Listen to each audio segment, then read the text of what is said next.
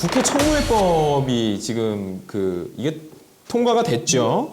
19대에서 마지막으로. 19대에서 마지막으로 이게 통과가 됐는데 국회법상에 이제 청문회 관련된 조항이 있어요. 그런데 그거를 대폭 수정하여서 이게 뭐 상임위 소관 현안 안건이기만 하면은 그냥 뭐 불러댈 수 있는 걸로 일단 언제든. 했어요. 물론 뭐 과반수 동의가 있어야 되긴 하지만 어쨌든 뭐 거대 여당이든 야당이든 누군가가 그렇게 국회 과반수 의석을 차지하게 되면은 이거 뭐 엄청난 견제 세력이 될 수 있는 부분이 있어요. 물론 삼권 분립이 그러라고 있는 거긴 하지만 이게 정부 입장에서는 대단히 어려운 상황이 벌어질 수가 있거든요. 일단 이 법에 대해서 좀 간략하게 좀 설명을 해주죠. 기자님이 요거 뭐 도대체 뭐 어떻게 바뀐 것인지. 일단은 이번에 통과된 거니까 이번에 19대 국회에서 통과된 거는 청문회법은 이른바 국회법 개정안에 포함되어 있던 것 중에 하나예요. 그래서 그중에 수시청문회법이라고 해서 어떤 사회적 이슈나 검증해야 할 게 있으면은 국회 상임위에서 청문회를 열 수 있게끔 언제든지 불러서 할 수 있게끔 하는 건데 쉽게 말씀드리자면 현재는 이게 없는 대신에 어떻게 하고 있냐면 국정감사시에 이제 직접 다 불러다가 청문회도 하고 그다음에 뭐 이런 것들에 대한 증명이나 증빙을 하는데 이거를 상시로 하게끔 하자라는 게 이번 법의 핵심이라고 상시로 보시면 하자. 될 것 같아요. 상시 청문회법이다. 이런 것들에 대해서 지금 이게 정권 입장에서는 대단히 큰 부담이 될 것 같아요. 이게 대통령이 뭐 거부권 행사하지 않겠느냐라는 논의가 나오는데요. 대통령 거부권에 대해서 조금 설명해 주시죠, 변호사님. 대통령 거부권. 대통령 거부권은 이제 헌법 53조에 있는 제도인데요. 사실 거부권이 행사된 지가 우리 제정상 그렇게 많지가 않잖아요. 그래서 저도 지금 좀 놀래긴 했는데 거부권을 행사한다는 거는 사실 요건이나 뭐 이런 것들이야. 뭐 일단 대통령이 볼 때 약간 정치적인 그런 볼 때 이거는 이 법은 내가 통과시킬 수가 없다라고 하면은 다시 제2로 요구하는 거예요. 제2로 요구했을 때 제적 국회의원이 뭐 과반수 3분의 2 뭐 이런 식으로 찬성이 돼서 다시 똑같은 걸로 이걸로 하겠다라고 하면 사실 바꿀 수 없는 거잖아요. 네. 대통령은 그렇죠. 그대로. 그리고 제2로 요구할 때도 원래 대통령은 뭐 수정해서 요 부분을 바꿔서 뭐 이런 식으로 제2 요구할 수는 사실 없어요. 그거는 입법하는 건 사실 국회의 권한이니까. 근데 아마 이 청문회법이 부담스러울 수밖에 없을 것 같아요. 사실 이렇게 청문회가 약간 우리나라 같은 경우는 약간 형식적인 방향으로 흘러갔는데 지금 안철수 그 위원님께서 말씀하시는 거 보니까 정말 일하는 국회를 만들겠다. 불맛짬뽕님이 국회가 상시 청문회도 하고 그래야지 그런 것도 안 하면 국회의원들은 맨날 놀아라고 하는데요.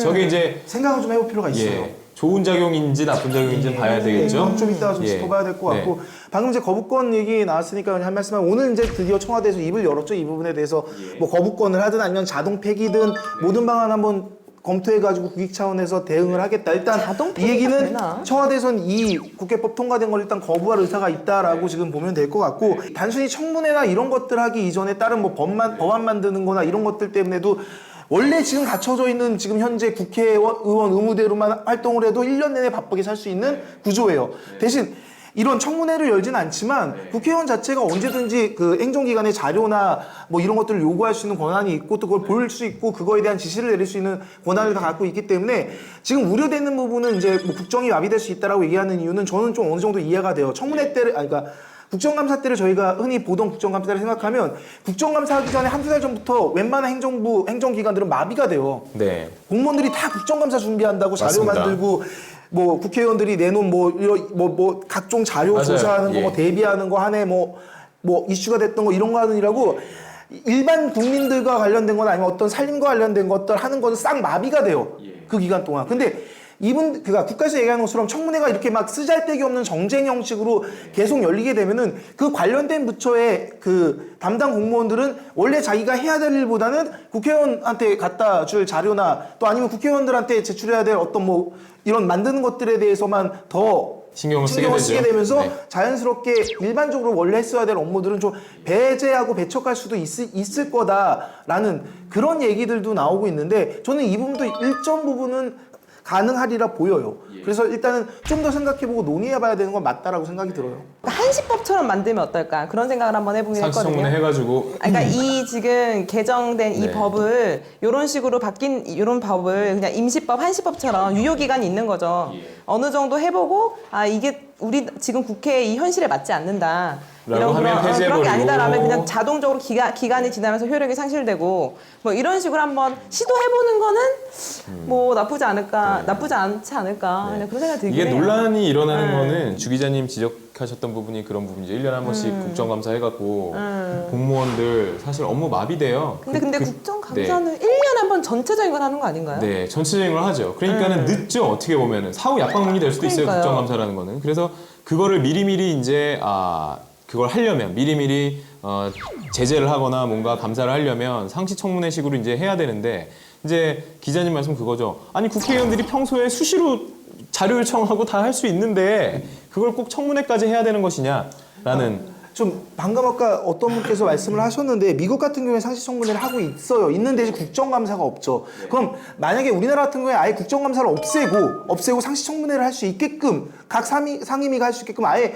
제도 자체를 바꾼다라면 전 찬성할 수 있을 것 같아요. 그러니까 지금 국정감사가 있는 상황에서 상시청문회까지 하는데 국정감사 보셔서 알겠지만 거의 정쟁 싸움으로 끝나요. 네, 그렇죠. 그거 위해서 공무원들이 자료 갖다 바치고 이러다가 한 해 마무리돼서 끝나는 그런 쓰잘데기 없는 국정감사를 해야 되니까 국민들이 일 안 한다고 얘기를 하는 거지. 만약에 제대로 된 국정감사라고 제대로 된 원래 취지대로 맞게 운영이 되고 있다라면은 일 열심히 하고 있었다는 그렇죠. 근데 이거는 어떠한 이런 거 없어도 어떤 잘할 현안에 수 대해서 있다는 거죠. 현안에 대해 어떤 특정 법에 대해서 그 특정 법에 대한 하위 행정 입법에 대해서 그게 이 법에 근거한 행정 입법이잖아요. 그 법을 만든 건 국회고 이거를 실행하는 구체적인 세부 실행안을 만드는 게 행정 입법인데 국회 이 법에 위반되면 이거 위헌이잖아요. 그거에 대해서 맞게 제대로 실행이 됐는지 우리가 의도한 대로 행정 입법이 된 건지 이거에 대해서 질의하고 서로 얘기하고 더 좋은 행정 입법을 만들 수 있는 걸 사전에 만드는 건 좋은 거 아닌가요? 그러니까 청문회 자체가 문제가 있다라고 얘기를 하는 게 아니라 현재 국정감사 할 때를 국정감사랑 생각해 보시면 중복을 하는 거에 대해서는 제가 모르겠지만 국정감사랑은 전혀 다른 것 같아요. 예, 지금 현재는 굉장히 국정감사 시에 청문회를 할 수 있게끔 돼 있죠, 우리나라는. 잠깐만 근데 정리 좀 지금 해볼게요. 예, 두 분이서 굉장히 백분 토론회 위주로 가고 있는 거라서 제가 왜 우리 분위기가 이렇게 됐지? PD님이 그렇게 이런 분위기를 조성해달라고 그럴 때는 얌전하게 계시더니 그러게요. 포기하니까 이게 또 되네. 마음을 이제 슬슬 비우니까. 되고 있는 거죠.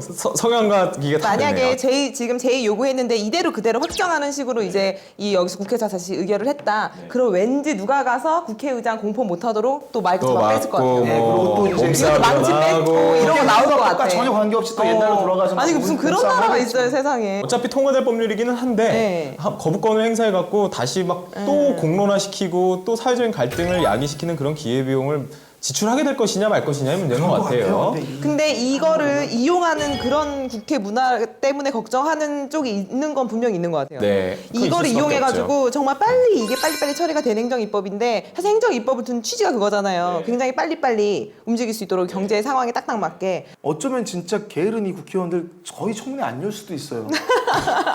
괜한 걱정이었어. 나 그 솔직히 청문회 열어가지고 진짜 똑똑한 몇몇 국회의원들 제외하고는 뭘 물어봐야 될지도 그러니까. 모를걸? 아니, 이게 무슨 소리예요? 뭐 이러고 있을 거야 이런 거기서. 법이 있어? 막 이러면서. 그러니까 국정감사를 한번 들어가 보시면 아실 텐데 한심하죠, 뭐 그런 보면 거. 진짜 한심한 게 이제 저희가 보도를 안 하니까 그런데 국회 진짜 TV 이런 데는 실시간 이런 거 나오잖아요. 한심하게 진짜 얘기하시는 분들도 되게 많으세요. 이게 도대체 무슨 아무도 듣지도 문적이 않는. 뭐고 관점이 뭐고 네가 누구를 위해서 뭘 위해서 이 얘기를 하는지 그냥 그 행정기관 담당자 공무원 불러놓고 막 혼내는 사람만 있어. 그냥 호통만 쳐요. 막 처음부터 끝까지 뭔 얘기인지도 모르는 얘기 가지고 막 호통만 치다 그러니까요. 끝내기도 하고 네. 이러니까 이게 상시청문회를 열어줘도 이거 맨날 불러서 호통만 치면 이거 제대로 굴러갈지 이런 의문도 들고 저는 그게 실제로 안 열 수도 쇼맨십 있을 것 같아요. 쇼맨십. 옛날에 50비리 청문회하고 할 때 노무현 전 대통령도 그걸로 또 스타가 되고 했던 것처럼 그렇게 뭐 앞뒤 안 가리고 막 강한 어조로 얘기하고 막 혼내고 그러면은 그걸 국민들이 봤을 때 잘한다라고 봐줄 줄 아는 거죠. 이제 그런 시대는 지났어요. 모두가 좋은 얘기를 해야 되는 게 맞는 거죠. 뭐 예. 좋은 거 지적하고. 예, 좋은 건 좋은 국회의원들이. 거대로 지적을 취하하되 못한 건 못한 거대로 해야지 뭐 나랑 당 다르다고 무조건 딴지 걸고 그러면 안 되는 것이죠. 예, 좀 예의주시해서 보시고요. 아마 이게 뭐 대통령이 거부권 행사하더라도 결국은 통과가 되지 않을까 하는 예상이 지배적인 것 같은데요.